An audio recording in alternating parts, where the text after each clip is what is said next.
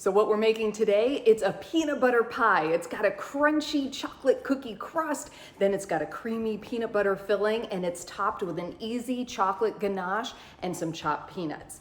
I usually hold this for the holidays, but there's no reason you can't make it all year long.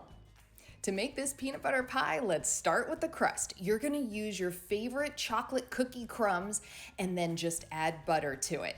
Once it becomes like wet sand and it'll stick to the side of the bowl when pressed with the spoon, it's ready to go into your pie plate. Then using your hands, just press it into the bottom and up the sides of your pie plate as evenly as you can. That's all there is to it. Pop it into the fridge while you work on the filling, and that will help that crust to firm up a bit. For the filling, start with a large bowl and put in your peanut butter, cream cheese, and powdered sugar. Using a hand mixer on a low speed so that the powdered sugar doesn't go flying everywhere, get that combined real well. Now you're going to gradually add in your heavy cream. And I do it gradually on a low speed at first, just so that it doesn't splash all over and it gets really well incorporated. You might also need to scrape down the sides from time to time. But once all of that heavy cream is added in, then you can turn the mixer up to a high speed, and that will start to whip the mixture and add in a bit more air, so it'll be nice and light. I have been making versions of this peanut butter pie for years. I can't even count how many I've made. I used to make the whipped cream and peanut butter mixtures in separate bowls, then combine them together. But I found that I can get the same delicious results using this one bowl method. It's faster, less cleanup, and still tastes amazing. It's a win on all accounts.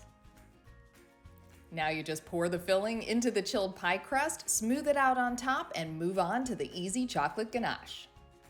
Combine chocolate chips and heavy cream in a microwavable bowl and then heat in short increments until the chocolate chips start to soften. Then with a spoon, you're gonna gradually stir that mixture together until the chocolate becomes nice and shiny and smooth. This will take just a couple of minutes and a little bit of patience, but it is well worth it.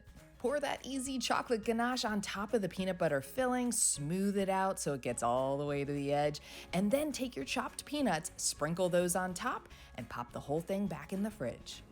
I love that you can make this peanut butter pie a day ahead because you pop it in the fridge, let it sit overnight, and look at how well it sets up. It makes it really easy to slice, and you can see all of those beautiful layers. You can find this peanut butter pie recipe and many more at homewithshay.com. Shay Ryan, ABC Action News.